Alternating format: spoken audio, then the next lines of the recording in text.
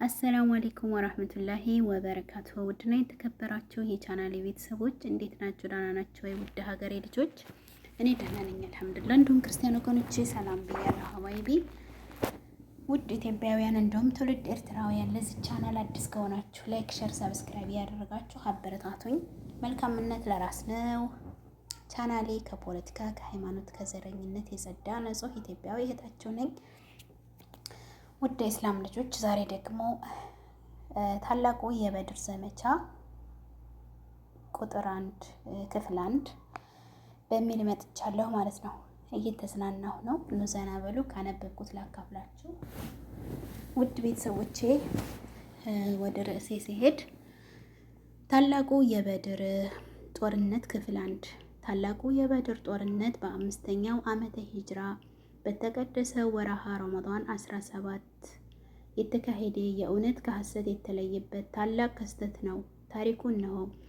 የመካ ቁረይሾችና በተግባር መሰሎቻቸው የሆኑትን ያካተተው የጣዖት አምላኪው ማህበረሰብ ሙስሊሞችንና ጉዳያቸውን ሁሉ ከመካና ዙሪያዋ ከሚገኙ አካባቢዎች ካባረሩ በኋላ በየስሪብ ወይም መዲና ቢሆን እምነታቸው በነፃ ያስፋፉና የተገብሩ ዘንድ እንደማይተዋቸው የአላህ መልእክተኛና ሙስሊሞች ጠንቅቀው ያውቁ ነበር። በመሆኑም ለክፉ ነገር ሁሉ ራሳቸውን ማዘጋጀትና መጠንቀቅ ጀመሩ።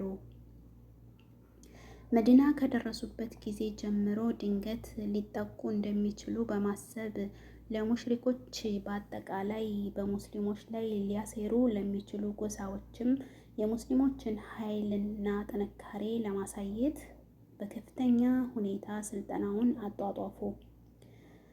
ስልጠናው ከየትኛውም ወገን በመዲና ላይ በሙስሊሞች ላይ ሊደርስ የሚችለውን ድንገተኛ ጥቃት ለመመከት እንዲያስችላቸው ነው።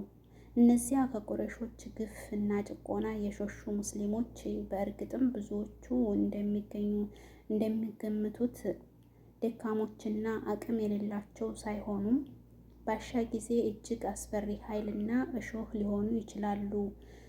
እነሱን ከማጥቃት በፊት ሺህ ጊዜ መላልሶ ማሰብ ተገቢ ነው። የስልጠና ቅኝትና ዝግጅት። የአላህ መልእክተኛ ሰለላሁ ዐለይሂ ወሰለም ሷሃቦቻቸውን ማሰልጠን ያዙ። ስልጠናውም ወደ ተግባር ለመለወጥ በመዲናና ዙሪያዋም ተዋጊ ቅኝና አሳሽ ቡድን ላኩ። ከነኚህም መካከል ራሳቸው የመሯቸው ቡድኖች ሲኖሩ አንዳንዶቹንም ከሷሃቦቻቸው መካከል መርጠው እንዲመሩ አድርገዋል።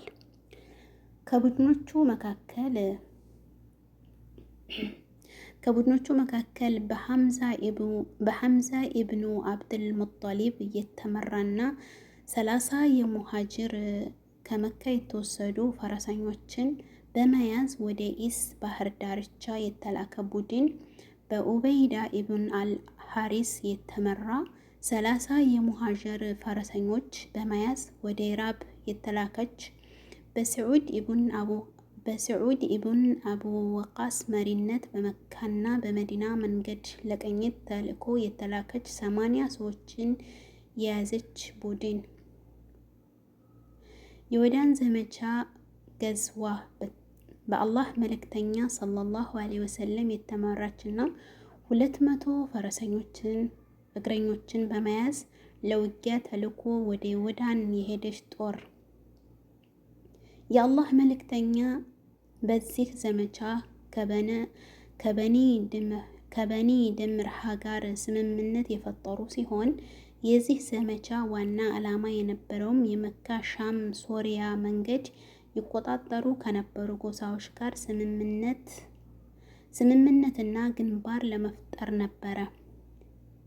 የሁሽራ ዘመቻ የውጊያ ተልዕኮ የነበራት ሲሆን 200 ፈረሰኞችና እግረኞች የተካተቱባት በአላህ መልእክተኛ ሰለላሁ ዐለይሂ ወሰለም የምትመራ ጠንካራ ኃይል ነበረች። ዋና ዓላማዋ የነበረውም ለሙሽሪኮች የሙስሊሙን ኃይል ለማሳየትና በየንቡኦ አካባቢ በቁረይሾች የንግድ መንገድ ላይ በመካና መዲና መካከል ከሚገኙ ጎሳዎች ጋር የጋራ መግባባት ላይ ለመድረስ ነበር።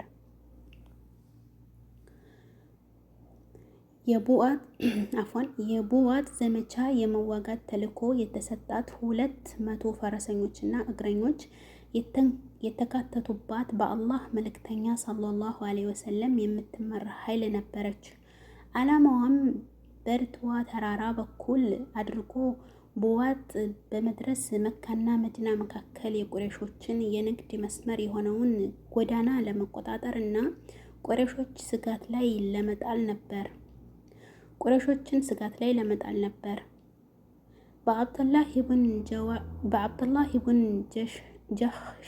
ጀህሽ የተመራች እና 80 ጠንካራ ሙሃጅሮች የተካተቱበት የቅኝት ተልዕኮ የተሰጣት ኃይል ስትሆን መርዋም ከ2 ቀን ጉዞ በኋላ እንጂ ደብዳቤውን እንዳይከፍት ነብዩ ያዘዙት የተጻፈ መልእክት የያዘ ነበር። የጦር መሪ ከ2 ቀን በኋላ ደብዳቤውን ሲከፍት ይህ መልእክት አንደየህ በአንድ መካና ጧይፍ መካከል ከምትገኝ የተምር ዛፍ እስክደርስ ድረስ ተጓዝ። ከዚያም ሁንና የቁረይሾችን ሁኔታ ተከታተል። ስለ ሁኔታዎቻቸውም ለማወቅ ሞክር። አብደላህ ከተምር ዛፍ እስኪደርስ ድረስ ተጓዘ።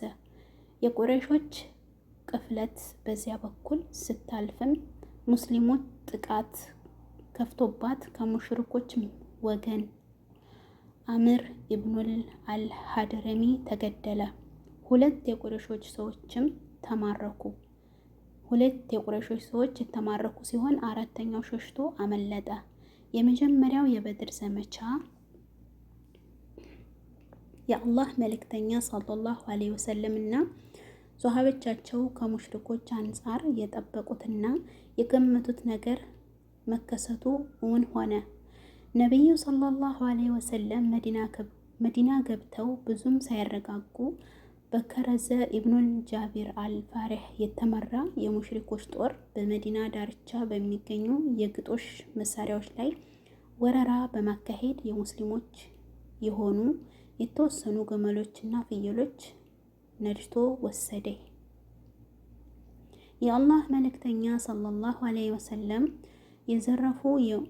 የተዘረፉ የሙስሊም ግመሎችና ፍየሎችን ለማስመለስ ሙሽሪኮችን ለማሳደድ ወጡ።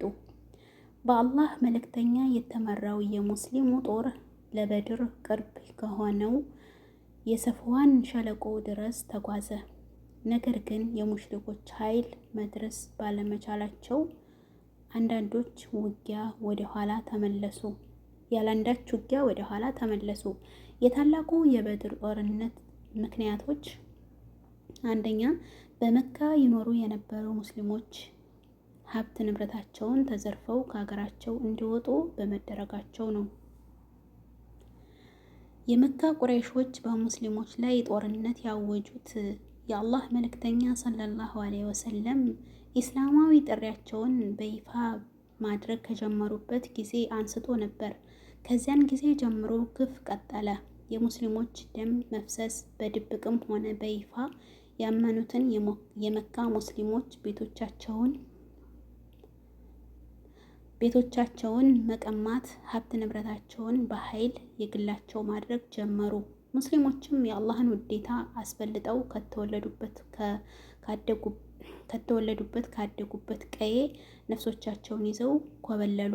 ጥለው የኮበለሉበት ሀብት ንብረት በቁረይሾች ቁጥጥር ስር ዋለ። በስደተኞች ወቅትም ሱሀይበን የመሳሰሉትን ሷሃቦች ወደ መዲና መሰደድ ፈልገው መታገዳቸው ሙሉ ንብረታቸው አሳልፈው መስጠት እንዳለቋቸው እስከሚደራደሩ ደርሷል።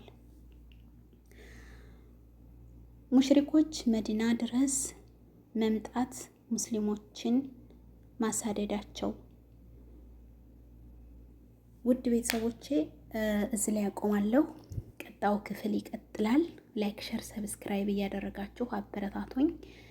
ምክንያቱም እንዳይረዝም ለማዳመጥ አጠር ሲል ታሪኩ እንዳጓጓ በሚል ከዚህ በላይ አልሄድኩም። ላይክ፣ ሸር፣ ሰብስክራይብ እያደረጋችሁ አበረታቱኝ። ውድ ሀገሬ ልጆች፣ የምወዳችሁ የማከብራችሁ፣ ከጎኔ ሆናችሁ አይዞሽ ስትሉኝ የነበራችሁ ዛሬም ከጎኔ ሆናችሁ አይዞሽ በሉኝ።